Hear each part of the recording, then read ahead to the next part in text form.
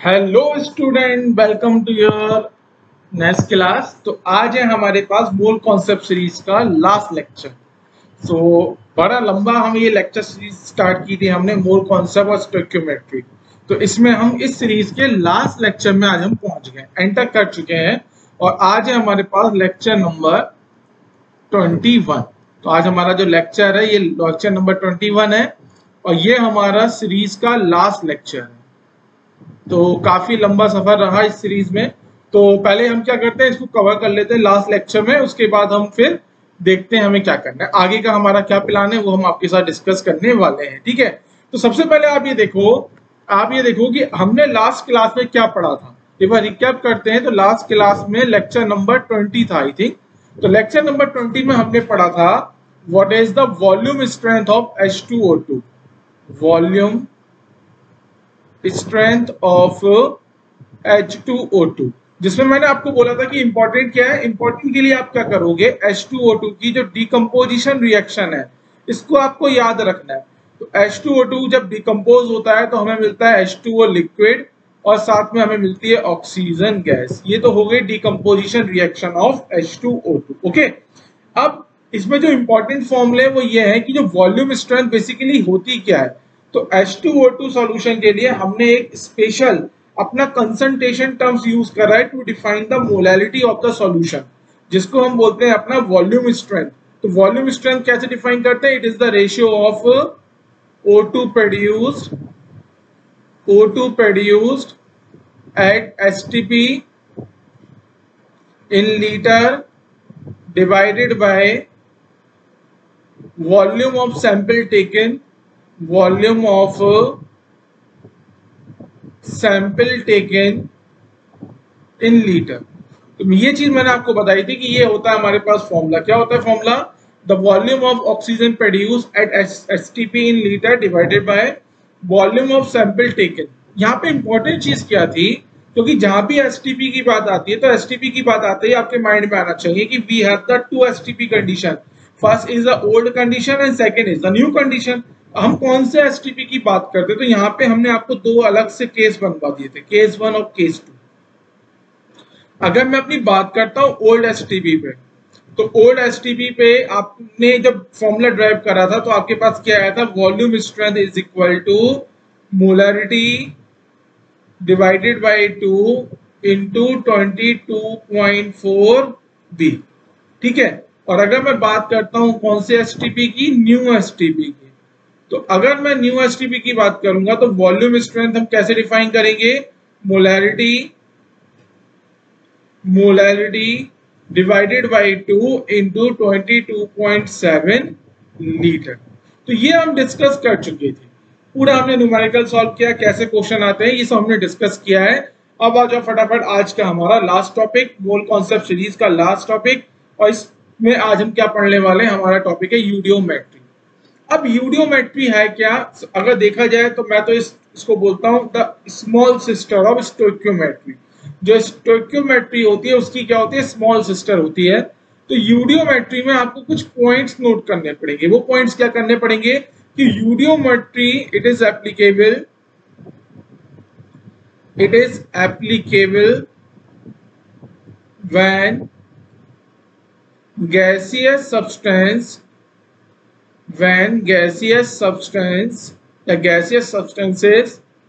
are present in chemical reaction। जब chemical reaction में gaseous substance present होंगे तो आप वहां पे यूडियोमेट्री का कॉन्सेप्ट लगा सकती हो। अब आपके माइंड में क्वेश्चन आ रहा होगा कि सर केमिकल रिएक्शन में दो साइड होती है, रिएक्टेंट साइड और एक होती है प्रोडक्ट साइड। क्या हर एक रिएक्टेंट और हर एक प्रोडक्ट को हमारा गैसियस होना चाहिए? तो इस क्वेश्चन का आंसर है नहीं। तो यहाँ पे आप ब्रैकेट में लिख सकते हो मेजॉरिटी। ब्रैकेट में आप क्या लिख सकते हो, मेजॉरिटी। तो मेजॉरिटी ऑफ जो सब्सटेंस है आपके, चाहे वो रिएक्टेंट हो या प्रोडक्ट हो, मतलब मेजॉरिटी ऑफ सब्सटेंस जो है किसी भी गैसियस, किसी भी केमिकल रिएक्शंस के, वो कैसे होने चाहिए, गैसियस सब्सटेंस होने चाहिए। पॉइंट नंबर 2 इसमें लिखिए, a chemical reaction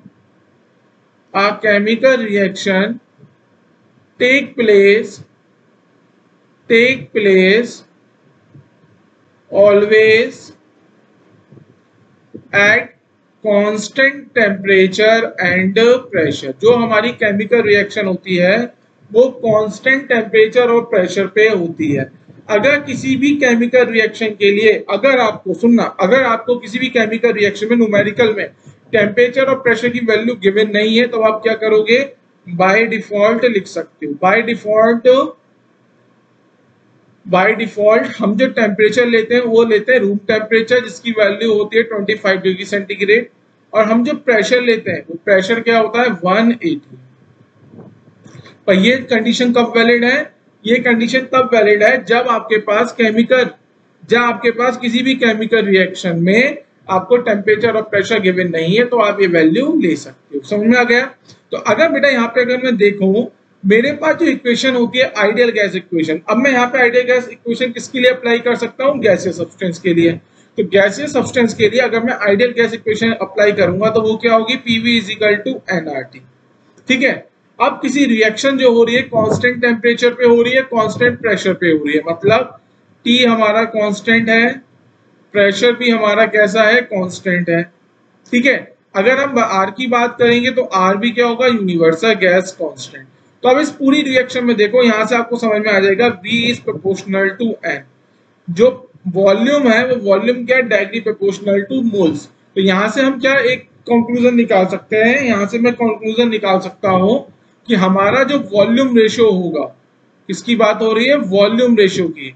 the volume ratio of a substance, the volume ratio of substance is equal to mole ratio. और आपको मैंने स्टोइकियोमेट्री में बताया था कि स्टोइकियोमेट्रिक कोफिशिएंट का जो रेशियो होता है that will give us the idea about the molar ratio, so that is also equal to stoichiometric ratio. ये है हमारे पास यूडियोमेट्री, ये है हमारे पास यूडियोमेट्री का पूरा निचोड़। यूडियोमेट्री से हमें क्या पता चला, देखो यूडियोमेट्री से हमें पता चला कि हमारे पास सबसे पहले ये कॉन्सेप्ट हम तब अप्लाई कर सकते हैं जब हमारे पास केमिकल रिएक्शन में गैसेस सब्सटेंस किस में होंगे, मेजॉरिटी में होंगे। दूसरा, केमिकल रिएक्शन कहाँ होती है, कांस्टेंट टेम्परेचर पर, कांस्टेंट प्रेशर पे। अगर आपको किसी भी न्यूमेरिकल में आपको टेम्परेचर और प्रेशर की वैल्यू गिवन नहीं है केमिकल रिएक्शन के लिए, तो आप उनको ले लोगे 25 degree centigrade temperature and 1 atm is the pressure. तो यहां से जब हमने गैसियस सब्सटेंस के लिए आइडियल गैस इक्वेशन अप्लाई करी, तो यहाँ पे बेटा हमने क्या करा है, आइडियल गैस इक्वेशन को अप्लाई करा है गैसियस सब्सटेंस के लिए।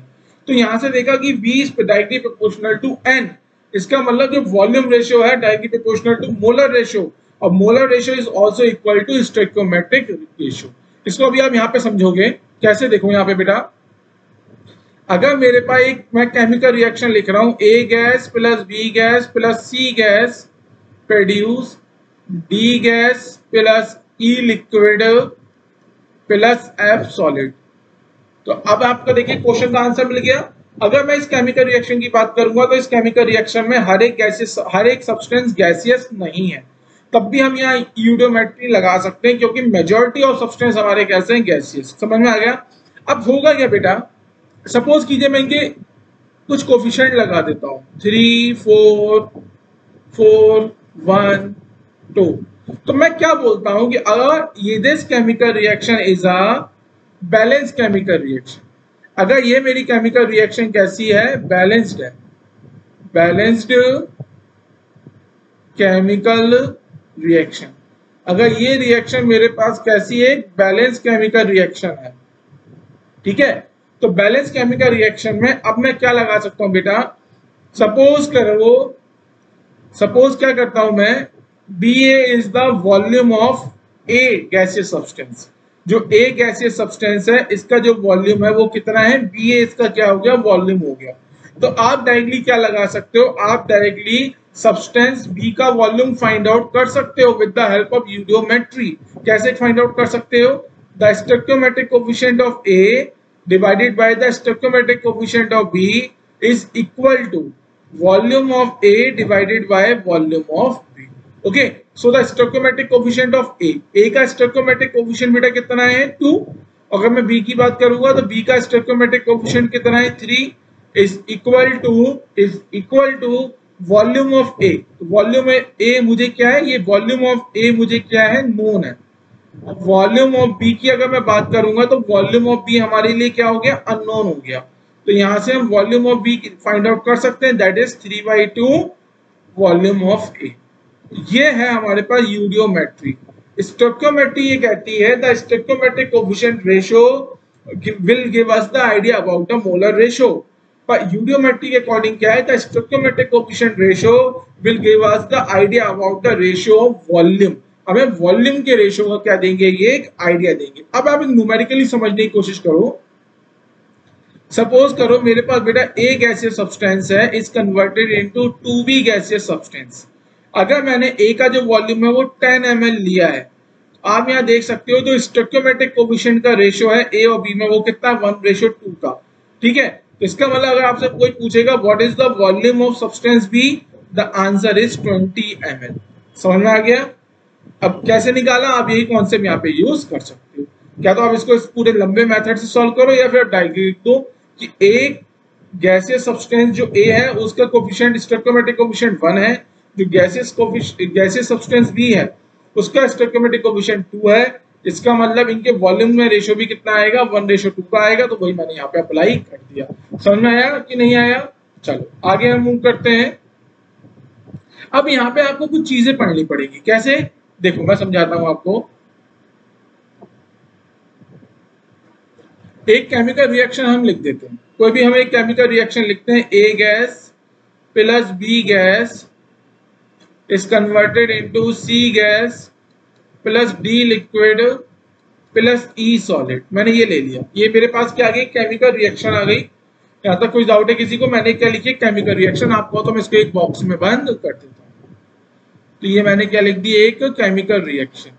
और सपोज करो मैं इस केमिकल रिएक्शन को क्या बोल रहा हूँ, बैलेंस केमिकल रिएक्शन भी बोल देता हूँ। ठीक है, अगर मैं बैलेंस केमिकल रिएक्शन बोलूंगा तो अगर मैं आपसे पूछूं what is the stoichiometric coefficient of A B C D E, आप बोलोगे 1। हर एक सब्सटेंस का जो स्टोइकियोमेट्रिक कोएफिशिएंट है वो कितना है, मेरे पास 1। अब यहाँ पे आपको कुछ चीजें समझनी पड़ेंगी। रिएक्शन से पहले आपके पास क्या था बेटा, रिएक्टेंट, और रिएक्शन के बाद आपके पास क्या होता है, प्रोडक्ट। सपोज करिए मैं यहाँ पे दो टर्म डिफाइन कर रहा हूँ, पहला है बी आई।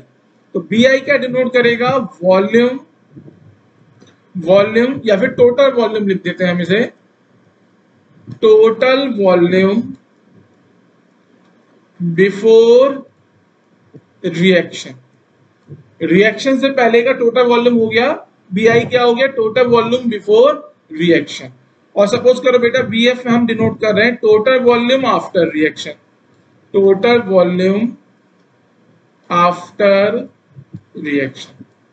ठीक है, आपके पास क्या थे, कुछ गैसियस सब्सटेंस थे, आपने वहां से उनको लेके क्या करा, अपनी रिएक्शन को स्टार्ट करा, वो गैसियस सब्सटेंस प्रोडक्ट में कन्वर्ट हो गए। तो हमने क्या बोला, हमने बोला B I is the total volume before the reaction and B F is the total volume after the reaction.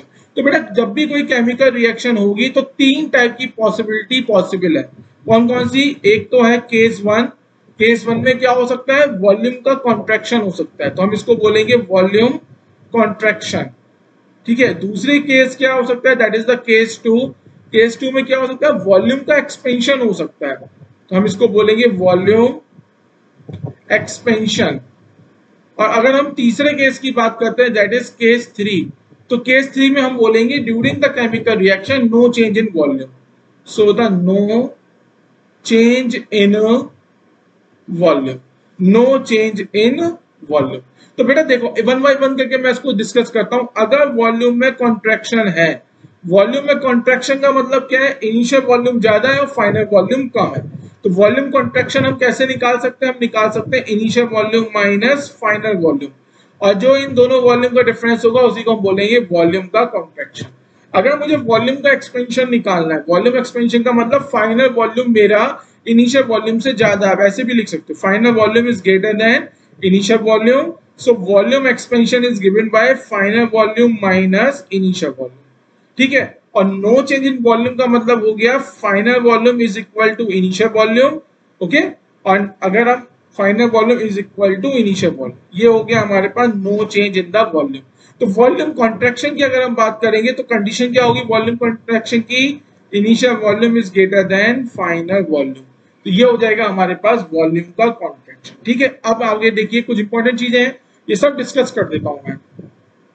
Suppose कीजिए मेरे पास कोई केमिकल रिएक्शन है, क्या है मेरे पास केमिकल रिएक्शन, और उस केमिकल रिएक्शन में हो क्या रहा है, कंबशन हो रहा है। क्या हो रहा है, कंबशन हो रहा है। तो अब आप सबको पता है कंबशन के लिए किस चीज की रिक्वायरमेंट होती है, जब भी आप किसी भी सब्सटेंस का कंबशन करोगे तो हमें ऑक्सीजन की रिक्वायर्ड है, ऑक्सीजन रिक्वायर्ड, हमें क्या चाहिए, हमें ऑक्सीजन की रिक्वायर्ड है, हमें ऑक्सीजन रिक्वायर्ड है। तो अगर हमें इनिशियल वॉल्यूम कैलकुलेट करना है, अगर हमें total volume before reaction calculate करना है, सबसे पहले इस तरीके समझो होगा क्या बेटा, क्या होगा, आपके पास कोई भी एक सब्सटेंस होगा, आपके पास क्या होगा, सब्सटेंस होगा, उस सब्सटेंस का वॉल्यूम मैंने ले लिया V1। जब आप इसका कंबशन करोगे तो आपको ऑक्सीजन की रिक्वायर्ड है, आप ऑक्सीजन की जो रिक्वायर्ड वैल्यू लोगे वो कौन सी वैल्यू लोगे, the required value of oxygen for the complete combustion of substance, मतलब सब्सटेंस के कंप्लीट कंबशन के लिए कितनी ऑक्सीजन की रिक्वायर्ड है आप वही लोगे। तो आप यहाँ पे लिख भी सकते हो ये जो रिक्वायर्ड ऑक्सीजन है इसका मतलब क्या है, रिक्वायर्ड ऑक्सीजन का मतलब है amount of oxygen O2 required for complete combustion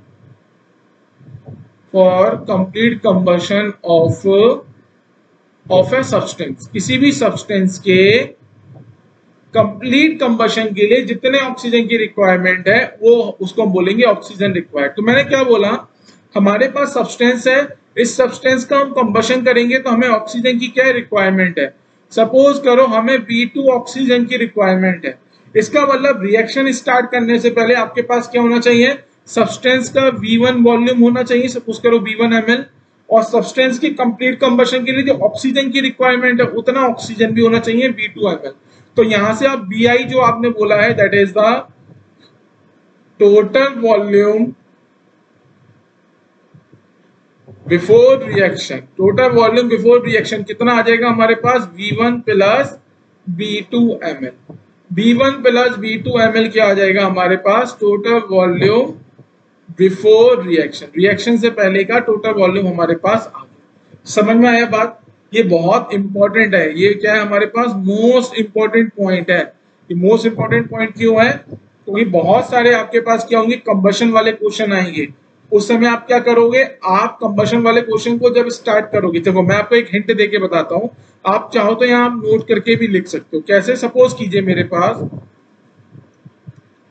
uh gaseous substance having initial volume 20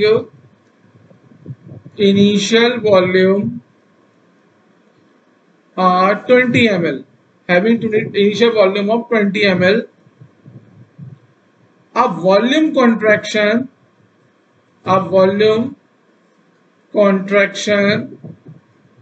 take place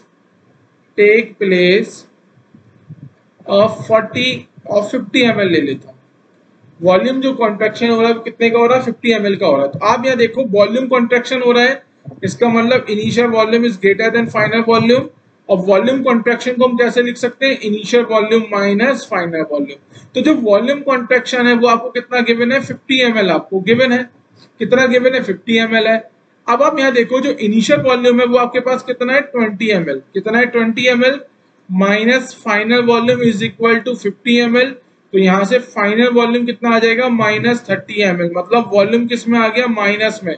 and that is not possible, ये क्या है बेटा, ये पॉसिबल नहीं है, नॉट पॉसिबल। अब यहाँ पे गलती क्या हुई है उसको समझो। आपने क्या करा, जो इनिशियल वॉल्यूम लिया मतलब total volume before the reaction, आपने सिर्फ इस सब्सटेंस का ही वॉल्यूम ले लिया, जो गैसियस सब्सटेंस था इस गैसियस सब्सटेंस के ही वॉल्यूम को आपने क्या करा, कंसीडर करा। पर आप ये भूल गए कि जब गैसियस सब्सटेंस का कंबशन करोगे तो आपको ऑक्सीजन की रिक्वायरमेंट है। तो आप जो ये BI लिखोगे, किसकी बात कर रहा हूं मैं, इस BI की बात कर रहा हूं। तो इस BI के अंदर क्या क्या इन्वॉल्व होगा, दो चीजें इन्वॉल्व होंगी, कौन कौन सा, volume of gaseous substance, volume of gaseous substance plus volume of required oxygen, कि आपने रिक्वायर्ड ऑक्सीजन की वॉल्यूम को तो लेना ही भूल गए। सपोज करो बेटा क्या है, ये मेरे पास एक कंटेनर है, इसके अंदर क्या है, हाइड्रोकार्बन है। हाइड्रोकार्बन लेके जब मैं इसको कंबशन स्टार्ट करूंगा तो ऑक्सीजन पहले से दूंगा, इसका मतलब total volume before the reaction में the required volume of oxygen भी क्या होगा, ऐड होगा। समझ में आया कि नहीं आया अभी तक? चलो अब हम क्या करेंगे, हम यहाँ डिस्कस करने वाले हैं some assumptions use in eudiometry. Assumptions लिख लो। अजम्पशंस क्या है? अजम्पशंस ये है the volume of solid and liquid substance consider as zero. अगर आपके पास कोई सॉलिड और लिक्विड सब्सटेंस है तो उसके वॉल्यूम को क्या कंसीडर करोगे आप? जीरो कंसीडर करोगे। ठीक है। पॉइंट नंबर 2 लिखोगे, until given in air only nitrogen and oxygen will consider. जब तक कुछ भी गिवन नहीं है तब तक आप मान के चलोगे air is a combination of nitrogen and oxygen. In air only nitrogen and oxygen will consider. समझ में आ गई बात? जब तक बेटा कुछ भी गिवन नहीं है तब तक आप एयर के अंदर सिर्फ 2 ही सब्सटेंस कंसीडर करोगे, नाइट्रोजन और ऑक्सीजन को। अब लिखो पॉइंट नंबर 3। पॉइंट नंबर 3 है हमारे पास until given, जब तक कुछ भी आपको गिवन नहीं है, the physical state of water is considered as liquid. The physical state of H2O is considered as liquid. आप क्या करोगे? फिजिकल स्टेट जो है उसको लिक्विड ही कंसीडर करोगे। पॉइंट नंबर 4 जो कि सबसे ज्यादा इंपॉर्टेंट है, until given, जब तक कुछ भी गिवन नहीं है, nitrogen is consider as non reactive. Nitrogen is considered as non reactive. Nitrogen को आप क्या कंसीडर करोगे? नाइट्रोजन को आप कंसीडर करोगे नॉन रिएक्टिव। मतलब नाइट्रोजन का आप अगर कोई कंबशन की रिएक्शन है तो नाइट्रोजन का आप ऑक्साइड नहीं बनाओगे, नाइट्रोजन को आप अनरिएक्टिव ही ले लोगे, नॉन रिएक्टिव ले लोगे। ठीक है। अब मैं कलर चेंज कर रहा हूं। This is the point number 5 that is most important. ये मैंने आपको बता भी चुका हूं। क्या बता चुका हूं? फिर से बता रहा हूं एक अजम्पशंस के रूप में। If combustion reaction is given, अगर हमें कंबशन रिएक्शन गिवन है तो उस कंबशन रिएक्शन में आप क्या करोगे? जो टोटल वॉल्यूम है before the reaction is the sum of the volume of gaseous substance plus volume of required oxygen, for the complete combustion. ठीक है। ये हमारे पास क्या आ गया? ये हमारे पास क्या हो गया? अजम्पशंस आ गए। अब क्या है, आपको एक बहुत इंपॉर्टेंट पॉइंट मैं फिर बता रहा हूं। क्या होता है बेटा, जब भी हमारे पास केमिकल रिएक्शन होती है तो केमिकल रिएक्शन में अगर हम यूडियोमेट्री की बात करेंगे तो यूडियोमेट्री हम तभी अप्लाई कर रहे हैं क्योंकि मेजोरिटी में हमारे पास क्या है? गैसियस सब्सटेंस है। जब हमारे पास गैसियस सब्सटेंस मेजोरिटी में है, ठीक है, तो क्या होता है कि कुछ सब्सटेंस ऐसे होते हैं जो उन गैसेस को एब्जॉर्ब कर लेते हैं। तो वो आपको याद रखना है कि कौन सा सब्सटेंस कौन सी गैस को एब्जॉर्ब करता है। तो मैं नेक्स्ट पॉइंट लिखवा रहा हूं, इंपॉर्टेंट पॉइंट। तो हमारे पास है, टेबल बना लो आप, एक नेम ऑफ सब्सटेंस और गैस एब्जॉर्ब। तो बेटा सबसे पहले सब्सटेंस आप यहाँ पे लिखो KOH। ठीक है। अगर आपने अपने क्या करा, KOH में से सपोज कीजिए प्रोडक्ट को पास करा और आपके प्रोडक्ट के अंदर अगर कार्बन डाइऑक्साइड गैस है या सल्फर डाइऑक्साइड गैस है या फिर क्लोरीन गैस है, तो KOH क्या करेगा? इन गैसेस को एब्जॉर्ब कर लेगा। ठीक है। पॉइंट नंबर 2 में हम लिखेंगे एल्केलाइन पायरोगेलोर, पायरेगेलोर, पायरोगेलोर। जो एल्केलाइन पायरोगेलोर होता है ये हमारा क्या करता है, ऑक्सीजन गैस को क्या करेगा, एब्जॉर्ब कर लेगा। अब लिखिए पॉइंट नंबर 3 में यहाँ पे आप क्या करेंगे, हाईलाइट कर दीजिए नेम ऑफ सब्सटेंस और गैस एब्जॉर्ब। नेक्स्ट लिखिए इसमें turpentine oil, turpentine, turpentine oil. तो ये क्या करेगा, O3 मतलब ओजोन गैस को क्या करेगा, एब्जॉर्ब कर लेगा। फिर हम लिखेंगे, हम लिखते हैं वाटर, ठीक है, वाटर। तो वाटर क्या करता है, अमोनिया गैस, और ये भी बेटा CO2 भी क्या है, गैस ही है। ये सब हमारी गैस की बात हो रही है, ठीक है। बार बार गैस नहीं, अगर मैं कहीं किसी सब्सटेंस के आगे गैस लिखना भूल जाऊं तो यहाँ पे आप देख लेना, यहाँ पे मैंने लिखा है गैस एब्जॉर्ब। तो गैस, ये सब गैस ही है। और HCl गैस, ठीक है। और लास्ट में हमारे पास है एनहाइड्रस, एनहाइड्रस CaCl2। तो जो एनहाइड्रस CaCl2 है ये एब्जॉर्ब करता है H2O गैस।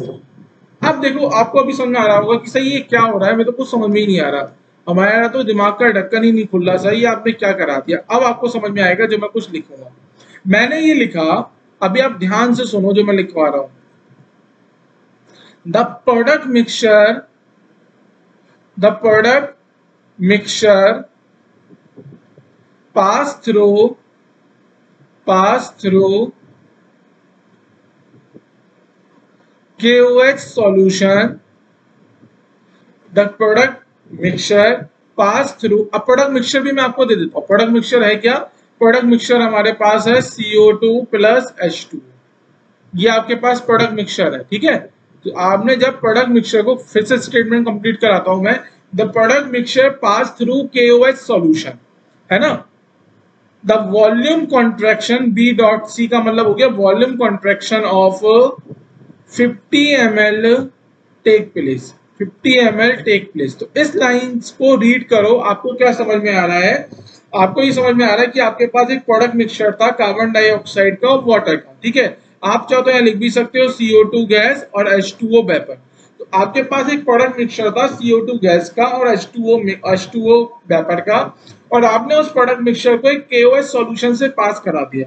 जैसे ही आप इसको KOH सॉल्यूशन से पास कराओगे तो आप यहाँ पे देख चुके हो जो KOH है वो कौन सी गैस को एब्जॉर्ब करेगा, CO2 गैस को एब्जॉर्ब कर लेगा।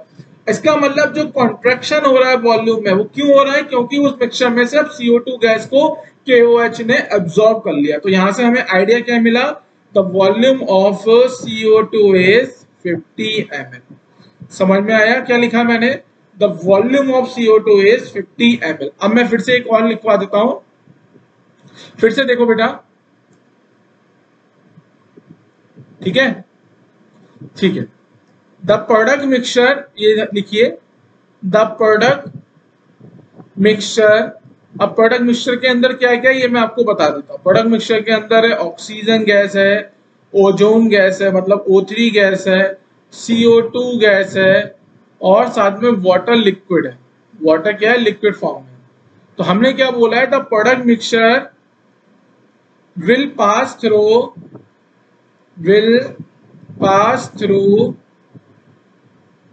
alkaline pyrogalore,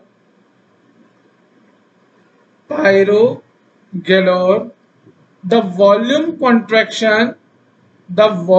contraction of 80 ml take place. Volume contraction of 80 ml take place. Basically हुआ क्या होगा, इस एल्केलाइन पायरोगेलोन ने क्या करा होगा, इस मिक्सचर में से ऑक्सीजन, अगर आप देखोगे यहाँ पे तो एल्केलाइन पायरोगेलोन क्या करता है, कौन सी गैस को एब्जॉर्ब करता है, ऑक्सीजन गैस को। तो जब आपने इस गैसियस मिक्सचर को एल्केलाइन पायरोगेलोन से पास किया तो एल्केलाइन पायरोगेलोन ने ऑक्सीजन गैस को क्या करा, एब्जॉर्ब करा। अब मिक्सचर जो है, मिक्सचर का वॉल्यूम में कॉन्ट्रैक्शन आ रहा है, इसका मतलब the volume of O2 present in a gaseous mixture is 80 ml। तो बेटा इस तरीके से हम क्या करेंगे, इस कॉन्सेप्ट को यूज करेंगे। चलिए आइए क्वेश्चन सॉल्व करते हैं। पहला क्वेश्चन है हमारे पास 50 ml ऑफ C3H8, मतलब ये बेसिकली क्या है, प्रोपेन है, प्रोपेन। तो हमारे पास है 50 ml of propane is mix with the 300 ml of oxygen for the complete combustion, then find the final volume and the volume contraction. तो हो क्या रहा है बेटा, हमारे पास प्रोपेन है C3H8 और इसका आप क्या करा रहे हो, कंबशन करा रहे हो, है ना। अब कंबशन भी कैसा करा रहे हो, कंप्लीट कंबशन करा रहे हो। कंबशन कराने पे हमें क्या क्या मिलेगा, आपको पता है हाइड्रोकार्बन, मैंने कंबशन पढ़ा चुका हूँ, कंबशन रिएक्शन पढ़ा चुका हूँ। तो हाइड्रोकार्बन का जब कंबशन करेंगे तो क्या मिलता है, CO2 गैस मिलती है और हमें क्या मिलता है, H2O लिक्विड मिलता है। और रिएक्शन की इवन मैंने आपको बैलेंसिंग करना भी सिखाया था, एक फॉर्मूला मैंने बताया था, ठीक है। तो मैं क्या करता हूँ, डायरेक्ट रिएक्शन की बैलेंसिंग कर देता हूँ, ठीक है। तो ये हमारे पास आ गई बैलेंस केमिकल रिएक्शन। हो क्या रहा है बेटा, हमारे पास केमिकल, इस बैलेंस केमिकल रिएक्शन में दो सब्सटेंस है, कौन कौन से हैं, ध्यान से देखो। एक तो है हमारे पास प्रोपेन जिसका आपको वॉल्यूम गिवन है, कितना वॉल्यूम गिवन है, 50 ml। और एक है हमारे पास ऑक्सीजन, ऑक्सीजन का वॉल्यूम कितना गिवन है, 300 ml। अब ध्यान करो वो पॉइंट जब मैंने बोला था, अगर मेरे पास केमिकल रिएक्शन में एक से ज्यादा रिएक्टेंट है और आपको हर एक रिएक्टेंट का अमाउंट गिवन है, तो आपको सबसे पहले क्या फाइंड आउट करना पड़ेगा, LR फाइंड आउट करना पड़ेगा। अगर आप यहाँ पे LR फाइंड आउट नहीं भी करोगे तब भी सही है, क्यों, क्योंकि यहाँ पे साफ साफ क्वेश्चन में लिख दिया है द कंप्लीट कंबशन, मतलब कंप्लीट कंबशन हो रहा है हाइड्रोकार्बन का। तो LR आपके पास क्या आएगा, LR हमारे पास हो जाएगा प्रोपेन। ये प्रोपेन ही हमारा क्या हो जाएगा, LR हो जाएगा। LR मिलने के बाद आपको पता है आप जितनी भी कैलकुलेशन करोगे वो कैलकुलेशन कैसे करोगे, with respect to LR। In case अगर सपोज कीजिए ये वर्ड नहीं लिखा होता कंप्लीट कंबशन वाला, तब भी आप LR निकालते, तो LR कैसे निकालते एक बार सीख लो। सीख कैसे लो, सुन लो बस जो मैं सुना रहा हूँ। LR निकालने के 3 स्टेप है। स्टेप नंबर 1, आपको क्या करना है, बैलेंस केमिकल रिएक्शन करनी है। This chemical reaction is a balance chemical reaction, ठीक है। अब आ जाओ स्टेप नंबर 2 में, आपको क्या लिखना है, इनिशियल मोल्स। पर आपने अभी देखा यूडियोमेट्री में V is directly proportional to N, तो इसका मतलब आप मोल्स को रिप्लेस कर सकते हो वॉल्यूम से। तो बेसिकली अगर आपके पास यूडियोमेट्री वाला कॉन्सेप्ट अप्लाई कर रहे हो तो यहाँ पे आपको स्टेप नंबर 2 में क्या लिखना पड़ेगा, initial volume of each substance या फिर initial volume of each reactant substance. तो यहाँ पे आ जाएगा 50 ml और ये आ जाएगा हमारे पास 300 ml। स्टेप नंबर 3 में बेटा हम क्या करते हैं, रेशो निकालते हैं। रेशो किस चीज का होगा, अगर हमने याद करिए LR में, तो वहां पे हम मोल अपॉन स्टोइकोमेट्रिक कोफिशिएंट का रेशो निकालते थे, यहाँ पे हम वॉल्यूम अपॉन स्टोइकोमेट्रिक कोफिशिएंट का रेशो निकालेंगे। तो प्रोपेन का स्टोइकोमेट्रिक कोफिशिएंट 1 है और ऑक्सीजन का स्टोइकोमेट्रिक कोफिशिएंट 5 है। तो इसको डिवाइड करो तो ये आ जाएगा 50 बाई 1 इज इक्वल टू 50, ये आ जाएगा 300 divided by 5 is equal to 60। तो जिसकी वैल्यू कैसी है, लीस्ट वैल्यू है, तो यही हमारा क्या हो गया, LR हो गया। अब मैं क्या कर रहा हूँ, मैं इन सबको डिलीट कर रहा हूँ, सिर्फ आपको बताना था मेरा ऑब्जेक्टिव, वो मैंने आपको बता दिया। अब आपको बेटा LR मिल गया, हमें निकालना क्या है, हमें निकालना है फाइनल वॉल्यूम फाइंड आउट करना है। अब देखो फाइनल वॉल्यूम की अगर मैं बात करूंगा तो आप यहाँ देखो प्रोपेन और ऑक्सीजन में जो स्टोइकोमेट्रिक कोफिशिएंट का रेशो है वो रेशो कितना है, 1:5 का। इसका मतलब 50 ml प्रोपेन के कंप्लीट कंबशन के लिए 250 ml ऑक्सीजन की ही रिक्वायरमेंट है, पर हमारे पास ऑक्सीजन कितनी है, 300 ml। इसके मतलब हमारे पास एक एक्सेस ऑक्सीजन है और वो एक्सेस ऑक्सीजन कितनी है, 50 ml की। तो आप यहाँ पे देख सकते हो एक्सेस ऑक्सीजन कितना आ जाएगा हमारे पास, 300 minus 250 that is equal to 50 ml। समझ में आ गया, ये हमारे पास क्या है, एक्सेस ऑक्सीजन, ठीक है। अब आप देखिए आपके पास जो प्रोडक्ट कंबशन के पास प्रोडक्ट आ रहे हैं वो कौन कौन से, एक तो CO2 गैस है और साथ में H2O लिक्विड है। तो हमने अभी जो आपको अजम्पशंस पढ़ाया, अजम्पशंस में बोला कि आपको वॉल्यूम ऑफ लिक्विड और सॉलिड सब्सटेंस के वॉल्यूम कितने लेने हैं, 0। तो इसका वॉल्यूम कितना हो गया H2O का, ये तो हो गया 0, पर हमें वॉल्यूम किसका निकालना है, CO2 का तो निकालना है। आप देखो प्रोपेन और अगर मैं CO2 की बात करूंगा तो इनका स्टोइकोमेट्रिक कोफिशिएंट कितना है, 1:3 का। इसका तो हो गया 1 और इसका कितना हो गया 3। तो स्टोइकोमेट्रिक कोफिशिएंट का रेशियो हो गया 1:3 का।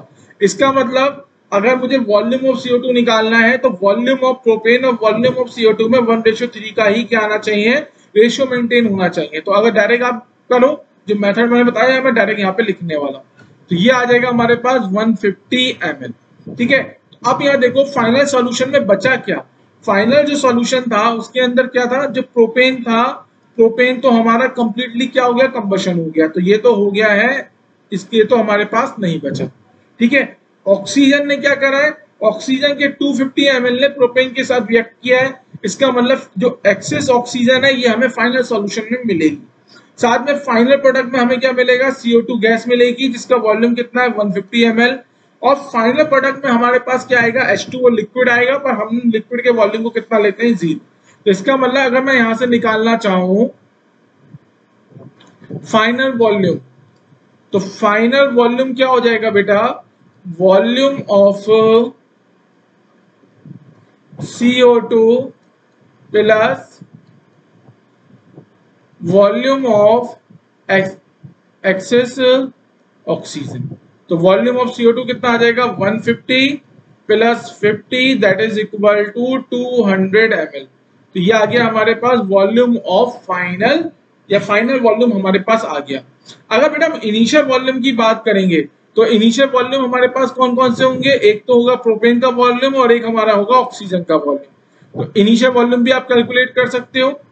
अगर हम बात करते हैं किसकी, इनिशियल वॉल्यूम की, तो इनिशियल वॉल्यूम किस किस का आ जाएगा, volume of propane C3H8 plus volume of oxygen. ठीक है, तो वॉल्यूम ऑफ प्रोपेन 50 ml है, ऑक्सीजन हमारे पास कितना ml था, 300 ml था, तो ऐड करने पे ही कितना आ जाएगा, 350 ml। कितना आ जाएगा, 350 ml। मतलब इनिशियल वॉल्यूम जो था हमारे पास 350 ml था, और जब फाइनल वॉल्यूम है वो कितना आ रहा है हमारे पास 200 ml। इसका मतलब जब वॉल्यूम कॉन्ट्रैक्शन कितना हो गया, 150 ml था। तो आप यहां लिख सकते हो वॉल्यूम कॉन्ट्रैक्शन, वॉल्यूम कॉन्ट्रैक्शन कैसे निकालेंगे हम, initial volume minus final volume. Initial volume आ गया 350 माइनस फाइनल वॉल्यूम आ गया 200, तो ये आ गया वॉल्यूम कॉन्ट्रैक्शन इज 150 ml। कितना वॉल्यूम कॉन्ट्रैक्शन आ गया हमारे पास, 150 ml। So the answer of this question is, answer कितना है इस क्वेश्चन का, 150 ml। ये तो हो गया V.C मतलब वॉल्यूम कॉन्ट्रैक्शन, एंड 200 ml ये क्या हो गया, final volume, final volume. Clear है, चलिए नेक्स्ट क्वेश्चन पे मूव करते हैं। नेक्स्ट क्वेश्चन है मेरे पास 10 ml of A compound containing nitrogen and oxygen. तो मेरे पास एक कंपाउंड है, उस कंपाउंड के अंदर नाइट्रोजन है और ऑक्सीजन है, उस कंपाउंड का वॉल्यूम मुझे गिवन है, कितना है, 10 ml is mixed with 30 ml of H2 to produce H2O liquid and 10 ml of nitrogen gas. The molecular formula of the compound if both reactant react completely। ये कह रहा है कि जो भी रिएक्टेंट है वो कंप्लीटली रिएक्ट कर रहे हैं, इसका मतलब this is the case of no LR या फिर ऑल आर LR। यहाँ पे इस लाइन जो लिखी हुई है बोथ रिएक्टेंट रिएक्ट कंप्लीटली, मतलब रिएक्टेंट का हमारा 100% क्या हो गया, यूटिलाइजेशन। और जब रिएक्टेंट का 100% यूटिलाइजेशन हो गया इसका मतलब कोई भी LR नहीं है, दोनों रिएक्टेंट हमारे एक साथ क्या हो जाएंगे, कंज्यूम। चलिए इसको सॉल्व करते हैं। तो मैंने क्या करा, एक कोई कंपाउंड ले लिया, उस कंपाउंड के अंदर नाइट्रोजन है और ऑक्सीजन है, मैंने कंपाउंड ले लिया NXOY, मतलब N के X एटम, ऑक्सीजन के Y एटम, और इस कंपाउंड का जो वॉल्यूम है वो वॉल्यूम कितना है, 10 ml। अब आप क्या कर रहे हो, इसको मिक्स कर रहे हो, किसके साथ मिक्स कर रहे हो, हाइड्रोजन के साथ मिक्स कर रहे हो, और हाइड्रोजन का जो वॉल्यूम है वो कितना गिवन है, हमें गिवन है 30 ml। अब जो प्रोडक्ट बन रही है वो प्रोडक्ट बनेगी, एक तो नाइट्रोजन बनेगा गैस, और साथ में हमारा बनेगा H2O लिक्विड। ठीक है, अब आप क्या करो, इस केमिकल रिएक्शन की कर दो बैलेंसिंग। तो अगर मैं इस केमिकल रिएक्शन की बैलेंसिंग करूं तो ये आ जाएगा मेरे पास XY2, ओके। और यहाँ पे हाइड्रोजन का अगर कोफिशिएंट लगाएं तो हाइड्रोजन कितने आ रहे हैं मेरा, 2 हाइड्रोजन आ रहे हैं, और साथ में एक ऑक्सीजन भी आ रहा है, ऑक्सीजन कितना आ रहा है, Y आ रहा है। तो आप यहां लिखो,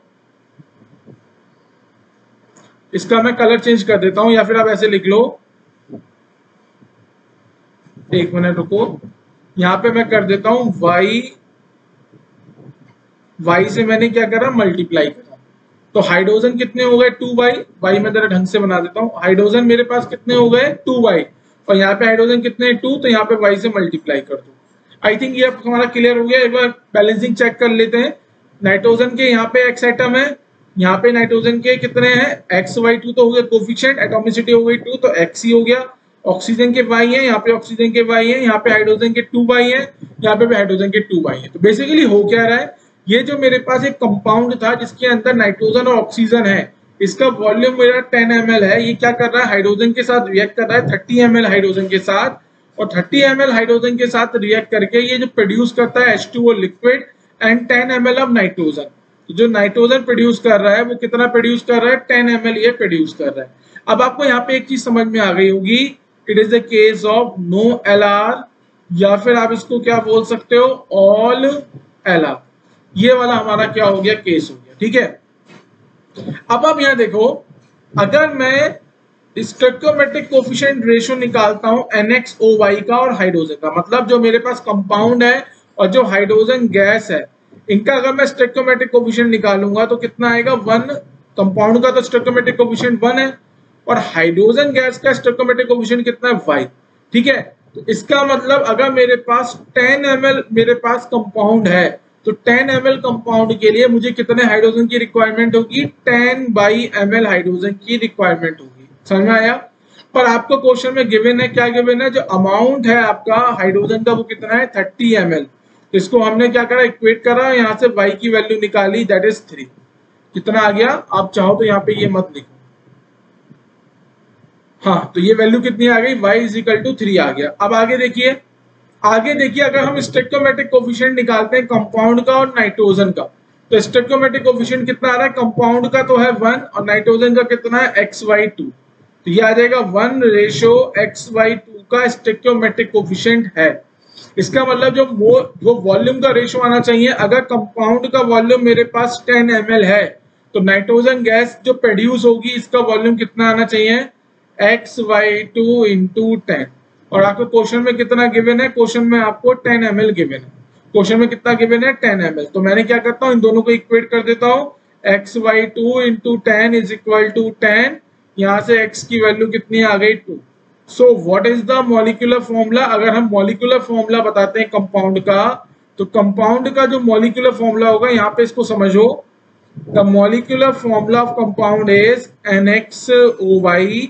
X की वैल्यू मेरे पास आ गई 2 और Y की वैल्यू मेरे पास आ गया 3, that is N2O3। This is the answer of this question, N2O3 is the answer of this question. चलिए नेक्स्ट क्वेश्चन पे मूव करते हैं। 20 ml of gaseous hydrocarbon is exploded with the excess of air। Exploded का मतलब होता है बेटा combustion, exploded का मतलब होता है combustion. After explosion a volume contraction of 60 ml is observe. जो वॉल्यूम कॉन्ट्रैक्शन हो रहा है वो कितना हो रहा है, 60 ml का हो रहा है। ठीक है, the resultant mixture is pass through the KOH solution, another volume contraction of 80 ml is observe, determine the molecular formula पूछा है। आपसे पूछा गया है हाइड्रोकार्बन का मॉलिक्यूलर फॉर्मूला। तो हाइड्रोकार्बन क्या होता है, मैं आपको बताया, कार्बन और हाइड्रोजन के जो कंपाउंड होते हैं उनको हम बोलते हैं हाइड्रोकार्बन। ये हमारे क्या हो जाएंगे, हाइड्रोकार्बन हो जाएंगे। तो मैं हाइड्रोकार्बन जो है इसका फॉर्मूला ले लेता हूँ, मॉलिक्यूलर फॉर्मूला CXHY। बेसिकली कर क्या रहा हूं मैं, हमारे पास एक हाइड्रोकार्बन है, गैसियस हाइड्रोकार्बन है जिसका वॉल्यूम कितना है, 20 ml है। आप इसका क्या करा रहे हो, कंबशन करा रहे हो। कंबशन के लिए हमें क्या चाहिए, ऑक्सीजन गैस चाहिए, और कंबशन के बाद क्या मिलेगा हमें, CO2 गैस मिलेगी, और साथ में हमें क्या मिलेगा, H2O लिक्विड मिलेगा। अगर मैं इस केमिकल रिएक्शन की बैलेंसिंग करूं, अब आपको ये बैलेंसिंग करनी आई थिंक आ गई होगी, Y/2 ये आ जाएगा X + Y/4। आई थिंक ये समझ में आ गया, समझ में आया। चलो अब आपको गिवन क्या है, 20 ml of gases hydrocarbon is exploded with excess of air. मतलब एक्सेस ऑफ एयर है। एक्सेस ऑफ एयर का मतलब क्या हो गया बेटा, अगर हम इस यहाँ पे LR की बात करेंगे तो LR हमारे पास क्या हो जाएगा, हाइड्रोकार्बन, क्योंकि एयर जो है उसने साफ बोल दिया है एक्सेस ऑफ एयर। एयर हमारे पास एक्सेस में है, इसका मतलब जो हमारा हाइड्रोकार्बन है वो हाइड्रोकार्बन हमारा क्या हो जाएगा, इस केस में LR हो जाएगा। ठीक है, after explosion a volume contraction of 60 ml is observe. तो हमारे पास क्या हो रहा है, वॉल्यूम कॉन्ट्रैक्शन हो रहा है। और कितना वॉल्यूम कॉन्ट्रैक्शन हो रहा है, 60 ml का वॉल्यूम कॉन्ट्रैक्शन हो रहा है, ठीक है। When the resultant mixture is passed through the KOH solution। अब बेटा यहाँ पे कुछ चीजें समझो, मैंने क्या लिखा है, जब मैं इस केमिकल रिएक्शन की बैलेंसिंग कर रहा हूं, किसकी बात कर रहा हूं मैं, इस केमिकल रिएक्शन की बात कर रहा हूं। जब मैं इस केमिकल रिएक्शन की बैलेंसिंग कर रहा हूं तो मैंने क्या करा है, अपने इस हाइड्रोकार्बन के लिए ऑक्सीजन की जो वैल्यू लिखी है वो वैल्यू क्या है, ये मेरे पास रिक्वायर्ड अमाउंट ऑफ O2 है, रिक्वायर्ड अमाउंट ऑफ O2। ये क्या है मेरे पास, रिक्वायर्ड अमाउंट ऑफ O2 है for the complete combustion of this hydrocarbon. अब आप यहाँ देख सकते हो, जो अगर मैं रेशो निकालता हूं, जो स्टोइकोमेट्रिक कोफिशिएंट का रेशो है हाइड्रोकार्बन का और ऑक्सीजन का, तो हाइड्रोकार्बन का तो स्टोइकोमेट्रिक कोफिशिएंट कितना है, 1, तो 1, और जो हमारे पास ऑक्सीजन है उसका स्टोइकोमेट्रिक कोफिशिएंट कितना है, x प्लस y/4, ठीक है। तो मैं यहाँ पे लिख रहा हूँ रेशो कितना आ जाएगा, x प्लस y/4। अब हम यहाँ देखो, अगर आपको हाइड्रोकार्बन का वॉल्यूम 20 ml गिवन है, तो इस 20 ml हाइड्रोकार्बन के कंप्लीट कंबशन के लिए कितना वॉल्यूम ऑफ ऑक्सीजन की रिक्वायरमेंट होगी, x plus y/4 into 20 ml, इतनी हमें क्या है, ऑक्सीजन की रिक्वायरमेंट है। समझ में आ रही है बात। अगर आप यहाँ से BI की वैल्यू फाइंड आउट करते हो तो BI क्या होता है, total volume before reaction, total volume before reaction. और टोटल वॉल्यूम बिफोर रिएक्शन को आप क्या लिख सकते हो, वॉल्यूम ऑफ सब्सटेंस, यहाँ पे सब्सटेंस क्या है मेरे पास, हाइड्रोकार्बन, तो volume of hydrocarbon plus volume of O2 required, volume of O2 required. तो वॉल्यूम ऑफ हाइड्रोकार्बन कितना आ गया बेटा मेरे पास 20, और वॉल्यूम ऑफ ऑक्सीजन रिक्वायर्ड कितना आ जाएगा, x प्लस y/4 इंटू 20। समझ में आया कि नहीं आया, ये मैंने क्या निकाला, B1 की वैल्यू निकाली। अब होगा क्या, अभी हमने क्या करा है इस क्वेश्चन में, हमने हाइड्रोकार्बन लिया, हाइड्रोकार्बन की कंप्लीट कंबशन के लिए जितनी ऑक्सीजन की रिक्वायरमेंट है हमने वो ऑक्सीजन निकाल ली। इसका मतलब जब ये कंप्लीट कंबशन हो जाएगा, अब ये हमारे पास जो ऑक्सीजन है ये भी नहीं बचेगी फाइनल में, और हमारे पास हाइड्रोकार्बन भी नहीं होगा। आपको समझ में आ रही है बात। हमारे पास जो एक्सिस ऑक्सीजन है, हम उस एक्सिस ऑक्सीजन की हम बात ही नहीं कर रहे हैं, हम ऑक्सीजन उतनी ही लेके चल रहे हैं जितनी हमें जरूरत है हाइड्रोकार्बन के कंप्लीट कंबशन के लिए। इसका मतलब जब एक बार कंप्लीट कंबशन हो जाएगा तब ना हमारे पास हाइड्रोकार्बन बचेगा, ना हमारे पास ऑक्सीजन गैस बचेगी। इसका मतलब जो फाइनल आएगा, फाइनल जो मिक्सचर होगा या फाइनल जो हमारे पास मिक्स प्रोडक्ट होगा, उसमें सिर्फ दो चीजें होंगी। कौन कौन सी, एक तो CO2 गैस होगी और एक साथ में क्या होगा, H2O लिक्विड होगा। क्योंकि हमने ये अजम्पशन लेके चले हैं जो H2O है उसकी फिजिकल स्टेट लिक्विड है, तो इसका वॉल्यूम कितना लेंगे हम, 2 ml। इसका मतलब अगर मैं BF की बात करता हूं, that is the total volume after reaction. मैं किसकी बात कर रहा हूं, टोटल वॉल्यूम आफ्टर रिएक्शन की। तो ये वैल्यू कितनी हो जाएगी, that is the volume of CO2 gas. जो वॉल्यूम ऑफ CO2 गैस होगा that is the total volume after reaction. अब क्वेश्चन में गिवन क्या है, क्वेश्चन में गिवन ये है, when the resultant mixture is pass through KOH solution another volume contraction of 80 ml is observed। अब आपको पता है जो KOH होता है वो कौन सी गैस को ऑब्जर्व करता है, कौन सी गैस को एब्जॉर्ब कर लेगा, वो हमारा CO2 गैस को एब्जॉर्ब कर लेगा। इसका मतलब जो वॉल्यूम ऑफ CO2 है वो वॉल्यूम ऑफ CO2 कितना हो गया हमारे पास, द वॉल्यूम ऑफ CO2 हमारे पास कितना हो गया, 80 ml। इसका मतलब जो BF है, जो फाइनल वॉल्यूम है वो कितना आ जाएगा हमारे पास, 80 ml। अब क्वेश्चन में आप देखो, क्वेश्चन में साफ साफ लिखा है, after explosion volume contraction of 60 ml is observe. तो वॉल्यूम कॉन्ट्रैक्शन जो है 60 ml का हमारा हो रहा है। जो वॉल्यूम कॉन्ट्रैक्शन है वो वॉल्यूम कॉन्ट्रैक्शन होता क्या है, वॉल्यूम कॉन्ट्रैक्शन होता है initial volume minus final volume, मतलब total volume before reaction minus total volume after reaction, that is equal to 60 ml। तो आपको पता है टोटल वॉल्यूम बिफोर रिएक्शन कितना है, 20 plus x plus y/4 20 minus total volume after reaction that is BF is equal to 80 is equal to 60। अब आप क्या करोगे, आप इनको ऐड कर दो, ऐड करने पे कितना आ जाएगा बेटा, ये x plus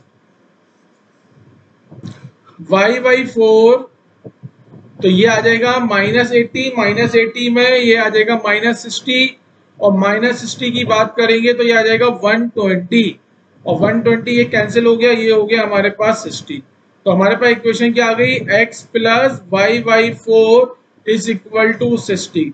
this is the equation number 1, this is the equation number 1। Okay, और अब हमें क्या निकालना है, मॉलिक्यूलर फॉर्मूला निकालना है। तो इसका मतलब हमें दो इक्वेशन बनानी पड़ेंगी, तभी हम ये क्वेश्चन को सॉल्व कर पाएंगे। ठीक है, अब यहाँ देखो, यहाँ पे अब कुछ चीजें आपको समझनी पड़ेगी। अगर मैं यहाँ पे स्टोइकोमेट्रिक कोएफिशिएंट लगाता हूं किस किस के बीच में, हाइड्रोकार्बन और CO2 के बीच में, तो हाइड्रोकार्बन और CO2 के बीच का जो स्टोइकोमेट्रिक कोएफिशिएंट आएगा वो आएगा 1:x का। इसका मतलब 20 ml ऑफ हाइड्रोकार्बन के लिए 20x ml of CO2 gas की क्या रिक्वायरमेंट। पर हमारे पास जो CO2 का वॉल्यूम आया है वो कितना है, हमारे पास CO2 का वॉल्यूम कितना है बेटा, 80। तो यहाँ से हम x की वैल्यू कितनी आ जाएगी, x की वैल्यू हमारे पास यहाँ पे आ गई 4।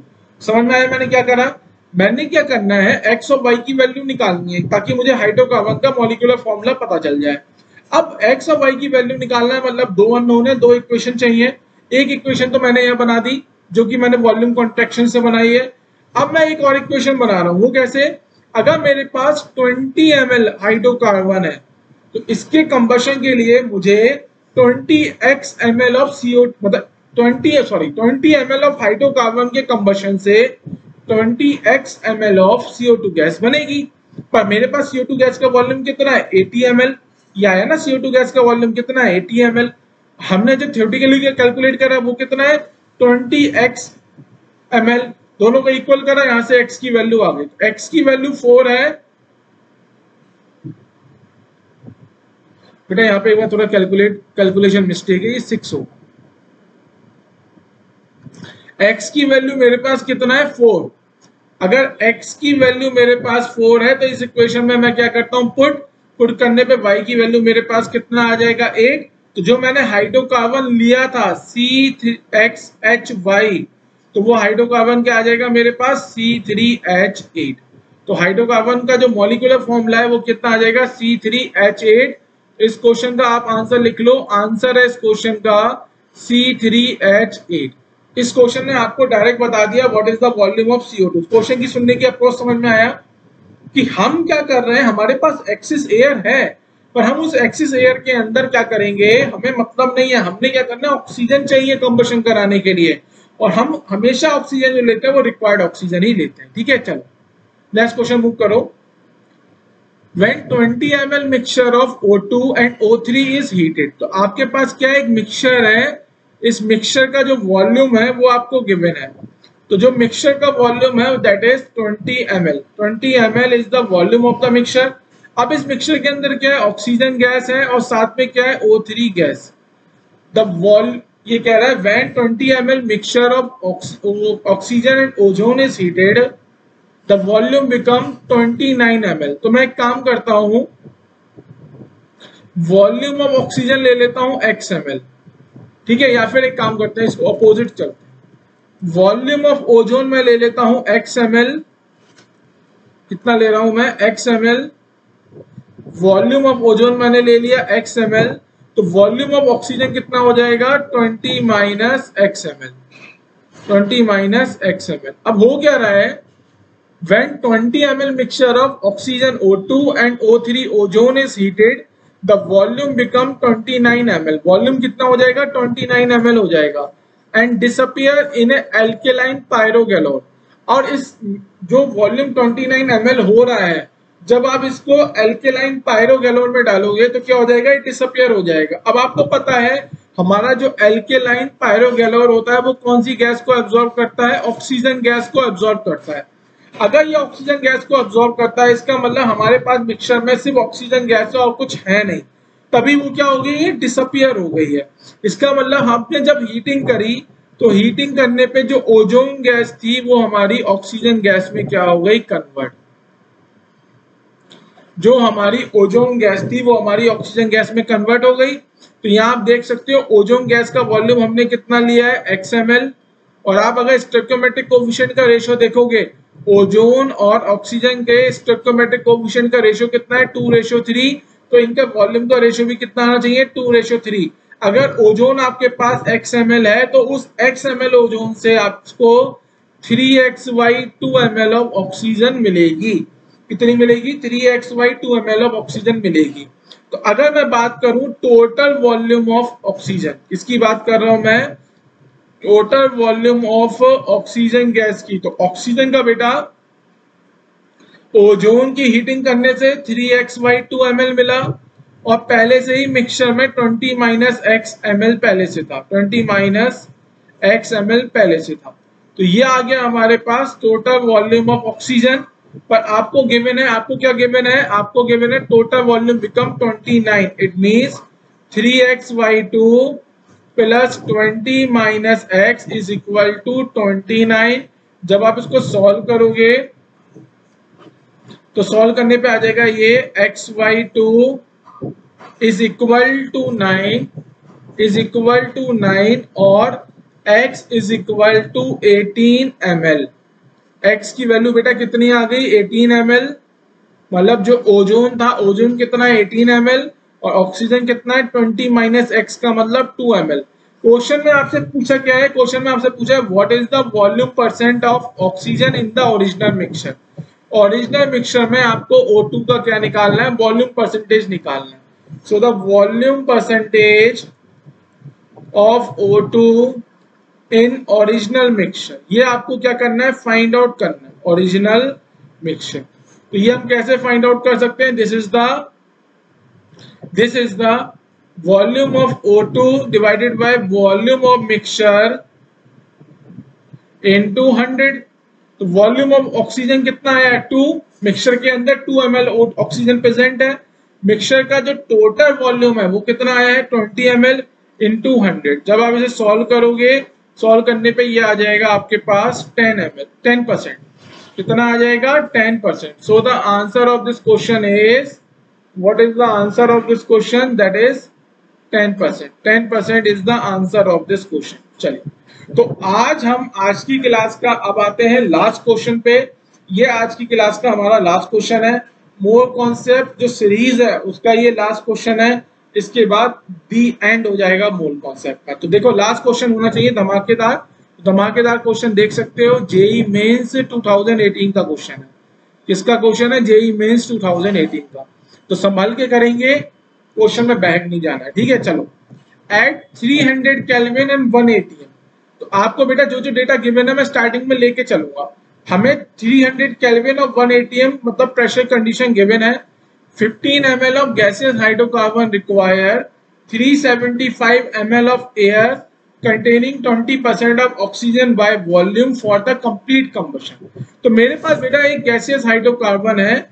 गैसियस हाइड्रोकार्बन का मुझे बेसिकली क्या निकालना है, मॉलिक्यूलर फॉर्मूला बताना है, ठीक है। तो मैं पहले से मान के चल रहा हूं कि मेरे पास एक गैसियस हाइड्रोकार्बन है। इस गैसियस हाइड्रोकार्बन का क्या है, 15 ml क्या है, वॉल्यूम गिवन है। और आप क्या कर रहे हो, इसका करा रहे हो कंप्लीट कंबशन। और इसके कंप्लीट कंबशन कराने के लिए हमें क्या चाहिए, हमें चाहिए एयर। हमें क्या चाहिए बेटा, एयर। और अगर हम एयर की बात करेंगे तो एयर का जो वॉल्यूम है वो वॉल्यूम कितना है, 375 ml, ठीक है। एयर का जो वॉल्यूम है वो वॉल्यूम कितना है, 375 ml। अब आ जाओ आप अपने अजम्पशन पे। अजम्पशंस क्या कहता है कि जब तक कुछ भी गिवन नहीं है हम मानेंगे हमारे एयर के अंदर सिर्फ 2 ही गैस है। कौन कौन सी गैस है, नाइट्रोजन गैस है और हमारी ऑक्सीजन गैस है। तो हमारे पास क्या गिवन था, ये कि 375 ml of air containing 20% oxygen by the volume for the complete combustion. तो कंप्लीट कंबशन के लिए 375 ml ऑफ एयर की रिक्वायरमेंट है। और इस 375 एयर के अंदर हमारे पास क्या है, 20% ऑफ ऑक्सीजन है। अब यहाँ पे आपको एक चीज ध्यान देनी पड़ेगी, जो मैंने assumptions बताए थे यूडियोमेट्री के, that until is given we consider only the nitrogen and oxygen present in the air। इसका मतलब जो 375 वॉल्यूम हमें एयर का गिवन है, इस 375 में से ओनली 75 ml हमारे पास क्या है, 75 ml हमारे पास क्या है, ऑक्सीजन, और बाकी का जो 300 ml है वो 300 ml हमारे पास क्या है, नाइट्रोजन गैस। समझ में आ गया? तो हमारे पास क्या था, 375 ml ऑफ एयर थी, इस 375 ml ऑफ एयर में से 300 ml ऑफ नाइट्रोजन गैस है और 75 ml हमारे पास ऑक्सीजन गैस है। अब होगा क्या यहाँ पे, आप कर क्या रहे हो, आपके पास एक हाइड्रोकार्बन है जिसका वॉल्यूम 15 ml है, जिसके लिए आपको 375 ml ऑफ एयर की रिक्वायरमेंट है। अब इस 375 ml ऑफ एयर को मैं दो पार्ट में यहाँ डिस्ट्रीब्यूट करूंगा। कैसे? एक तो हो गया ऑक्सीजन गैस और एक हो गया मेरे पास नाइट्रोजन गैस। तो ऑक्सीजन गैस कितना है, 75 ml, और नाइट्रोजन गैस कितना है, 300 ml। ठीक है, और आपको पता है जब तक गिवन नहीं होगा तब तक हम नाइट्रोजन का कंबशन नहीं करेंगे, नॉन रिएक्टिव ही रहेगा। तो अगर मैं फाइनल प्रोडक्ट की बात करूंगा तो हाइड्रोकार्बन में जो कार्बन और हाइड्रोजन है वो अपने ऑक्साइड में कन्वर्ट हो जाएंगे और क्या फॉर्म करेंगे, CO2 गैस प्लस, थोड़ा सा हम यहाँ पे स्पेस बनाते हैं, एक पूरी रिएक्शन एक साथ लिखने की कोशिश करते हैं। देखो यहाँ पे, तो हमारे पास क्या है, CXHY, ये मेरे पास कितना है, हाइड्रोकार्बन है जो कि 15 ml है। इसके कंबशन के लिए ऑक्सीजन की रिक्वायरमेंट है। ठीक है, क्या रिक्वायरमेंट है, हमें ऑक्सीजन की रिक्वायरमेंट है। ऑक्सीजन, और हमारे पास ऑक्सीजन है कितनी, 75 ml। साथ में हमारे पास क्या है, नाइट्रोजन गैस भी है, और नाइट्रोजन गैस कितनी है हमारे पास, 300 ml। और आप क्या करोगे, जब रिएक्शन करोगे तो क्या बन जाएगा, carbon dioxide gas plus H2O liquid. ठीक है, और रिएक्शन की मैं बैलेंसिंग कर देता हूं। बैलेंसिंग करने के लिए हम क्या करते हैं, ऑक्सीजन जो है, कितने ऑक्सीजन की रिक्वायरमेंट होगी, X प्लस Y/4 की, CO2 बन जाएगा X मोल ऑफ CO2, और वाटर की बात करेंगे तो Y/2 मोल ऑफ वाटर हमारे पास बन जाएगा। ठीक है, अब आपको क्वेश्चन पढ़ो फिर से, after combustion the gases occupy 345 ml, मतलब जो फाइनल वॉल्यूम है, फाइनल वॉल्यूम आपको गिवन है, और जो फाइनल वॉल्यूम है, फाइनल वॉल्यूम कितना है हमारे पास, आप यहां लिख लो, फाइनल वॉल्यूम हमारे, यहां लिख देता हूं मैं, फाइनल वॉल्यूम हमारे पास कितना है, 345 ml। Okay, assuming that the water form in the liquid form and the volume were measured at the same temperature and pressure, the formula of hydrocarbon, आपको हाइड्रोकार्बन का क्या बताना है, फॉर्मूला बताना है। ठीक है, तो अब क्वेश्चन हमारे लिए क्या हो गया, बहुत आसान क्वेश्चन हो चुका है। कैसे आसान हो चुका है, देखो सबसे पहले आप यहां देखो, अगर मैं स्टोइकोमेट्रिक कोएफिशिएंट का रेशियो निकालता हूं हाइड्रोकार्बन का और ऑक्सीजन का, तो स्टोइकोमेट्रिक कोएफिशिएंट का जो रेशियो आ जाएगा वो आ जाएगा 1:x प्लस Y/4। इसका मतलब अगर 15 ml मेरे पास हाइड्रोकार्बन है तो इस 15 ml हाइड्रोकार्बन के कंप्लीट कंबशन के लिए मुझे 15 into x plus Y/4 ml of oxygen की रिक्वायरमेंट होगी। इतने ml ऑफ ऑक्सीजन की हमें क्या है, रिक्वायरमेंट। और ऑक्सीजन हमारे पास है कितना, 75 ml। जो रिक्वायर्ड ऑक्सीजन है वो ऑक्सीजन कितनी है, 75 ml। इसका मतलब यहां से हमें एक आइडिया लगा, 15 जो हमने थ्योरेटिकल अमाउंट ऑफ निकाली है ऑक्सीजन की, दैट इज इक्वल टू 75, और जब आप इसे सॉल्व करोगे तो ये आ जाएगा x plus Y/4 is equal to 5। This is the equation number 1। तो ये हमारे पास क्या आ गया बेटा, इक्वेशन नंबर 1। अब आगे बढ़ो, आपको पता है जो भी सब्सटेंस मेरे गैसेस स्टेट में होंगे, लिक्विड स्टेट में होंगे, सॉलिड स्टेट में होंगे, तो उनका volume we will consider as a zero volume. तो अगर हमारे पास यहाँ पे वाटर जो है हमारा लिक्विड स्टेट में है तो इसका जो वॉल्यूम हो जाएगा वो कितना हो जाएगा, 0 ml। अब हाइड्रोकार्बन का कंप्लीट कंबशन हो रहा है, तो अगर हम आफ्टर किसकी बात करते हैं, आफ्टर कंबशन की बात करते हैं या फिर आफ्टर रिएक्शन की बात करते हैं, किसकी बात कर रहे हैं हम, आफ्टर रिएक्शन। तो आफ्टर रिएक्शन हाइड्रोकार्बन खत्म हो जाएगा, ऑक्सीजन खत्म हो जाएगी, पर नाइट्रोजन हमारे पास कैसी रहेगी, नॉन रिएक्टिव, और 300 ml हमारे पास नाइट्रोजन का रहेगा। साथ में हमारे पास CO2 गैस भी रहेगी, और CO2 गैस कितनी रहेगी वो मैं अभी आपको बताऊंगा। तो CO2 गैस हमारे पास रहेगी, और वाटर जो लिक्विड फॉर्म में, तो इसका वॉल्यूम हम कंसीडर करेंगे 0। अब यहाँ पे देखो, आप लगाओ स्टोइकोमेट्री। कैसे लगाओगे, यहाँ देखो, अगर हमारे पास the stoichiometric coefficient ratio of hydrocarbon to the carbon dioxide कितना आ रहा है, 1:x का आ रहा है। इट मींस जब 15 ml ऑफ हाइड्रोकार्बन क्या होगा, कंबशन होगा, तो हमें 15x ml of CO2 gas मिलेगी। तो यहाँ पे अगर हम CO2 गैस के वॉल्यूम की बात करेंगे तो वो आ जाएगा 15x ml। इट मींस अगर मैं यहाँ पे निकालूं फाइनल वॉल्यूम या फिर total volume after the reaction, तो आफ्टर द रिएक्शन मेरे पास क्या क्या है, एक तो नाइट्रोजन गैस है और साथ में मेरे पास क्या है, CO2 गैस। तो इन दोनों गैस के वॉल्यूम को मुझे ऐड करना पड़ेगा। अब नाइट्रोजन गैस का जो वॉल्यूम है वो है 300 ml और हमारे पास जो कार्बन डाइऑक्साइड गैस है इसका वॉल्यूम कितना है, 15x ml। और आपको क्या गिवन है, आपको क्वेश्चन में गिवन है कि BF की वैल्यू कितनी है हमारे पास, 345। कितनी गिवन है, 345 ml, 345 ml। तो यहां से हम क्या करते हैं, इन दोनों वैल्यू को इक्वेट कर देते हैं। तो ये आ जाएगा 300 plus 15x is equal to 345 और 15x इज इक्वल टू 45 और x is equal to 3। x की वैल्यू आ गया। जैसे ही हमारे पास x की वैल्यू आएगा तो हम वहां से क्या निकालेंगे, y की वैल्यू निकालेंगे। सो फ्रॉम इक्वेशन 1, इक्वेशन 1 पे आप जाओ, इक्वेशन 1 से y की वैल्यू कैलकुलेट करो तो y की वैल्यू हमारे पास आ जाएगा 3228। y की वैल्यू कितना आ जाएगा, 8 आ जाएगा। इसी के साथ जो मॉलिक्यूलर फॉर्मूला है कंपाउंड का, the molecular formula of compound, compound का जो मॉलिक्यूलर फॉर्मूला आ जाएगा वो कितना आ जाएगा, C3H8। This is the answer of your question, C3H8। So C3H8 is the answer of your question. देखो 2018 IIT JEE मेंस का क्वेश्चन है, तो क्वेश्चन सिंपल है। इसमें आपको क्या करना है, ये चीज ध्यान रखनी है कि हाइड्रोकार्बन के कंबशन के लिए ऑक्सीजन की रिक्वायरमेंट है, पर आप क्या ऑक्सीजन सप्लाई नहीं कर रहे हो, आप एयर सप्लाई कर रहे हो। और आप एयर सप्लाई कर रहे हो तो एयर में ऑक्सीजन के साथ साथ नाइट्रोजन भी जाएगी और नाइट्रोजन के वॉल्यूम को हमें नहीं भूलना है। ठीक है, चलिए एक बार ओके, चलिए तो ये हमारे साथ यहाँ पे क्या होता है, यहीं पे हमारे साथ क्या हो रहा है, डी एंड हो जाता है।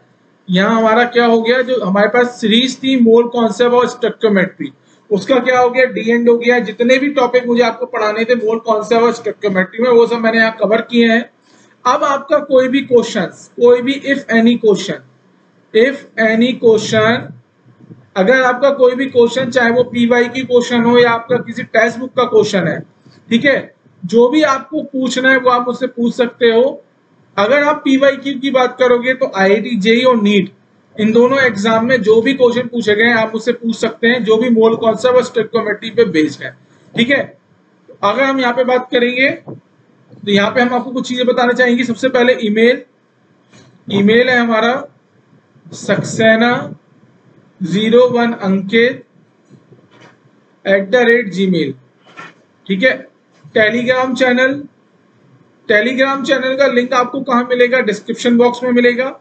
और साथ में अगर हम बात करेंगे कांटेक्ट नंबर की, तो कांटेक्ट नंबर आप चाहे तो ले सकते हैं, अगर आप चाहे मुझे डायरेक्ट व्हाट्सएप पे भी क्वेश्चन पूछ सकते हैं।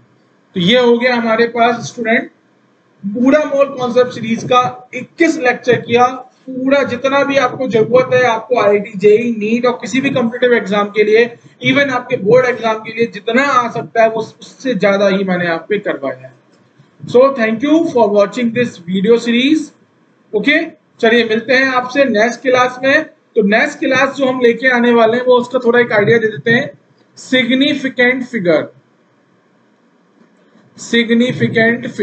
तो सिग्निफिकेंट फिगर्स के ऊपर मैं 1-2 लेक्चर की सीरीज बनाऊंगा जिसमें मैं PYQ कवर करने वाला हूं और क्या रूल्स होते हैं ये सब डिस्कस करने वाला हूं। तो 2 लेक्चर का आई थिंक कल या परसों तक ये मैं अपलोड कर दूंगा 2 लेक्चर के अंदर। इसके बाद हम फिजिकल केमिस्ट्री की स्टार्ट करने वाले हैं सीरीज, दैट इज यूनिट जो रहेगी, यूनिट का नाम है एटॉमिक स्ट्रक्चर। अब फिजिकल केमिस्ट्री का हम एटॉमिक स्ट्रक्चर स्टार्ट करेंगे। ठीक है, तो बहुत जल्दी आपको क्या मिल जाएंगे, ये पूरे अपडेट आपके पास मिल जाएंगे कि लेक्चर का शेड्यूल सबका आपके पास क्या आ जाएगा, अवेलेबल हो जाएगा टेलीग्राम पे। तो आप क्या करेंगे, टेलीग्राम चैनल को ज्वाइन करो, उसके साथ जुड़ जाओ। ठीक है, अगर आपको ये अच्छा लगा है तो ये आपको करना है 2 चीजें, एक तो ये, दूसरा ये और तीसरा ये। चलिए मिलता हूं मैं आपको नेक्स्ट क्लास में, तब तक के लिए ध्यान रखो, पढ़ाई करो। Okay, bye bye students, thank you.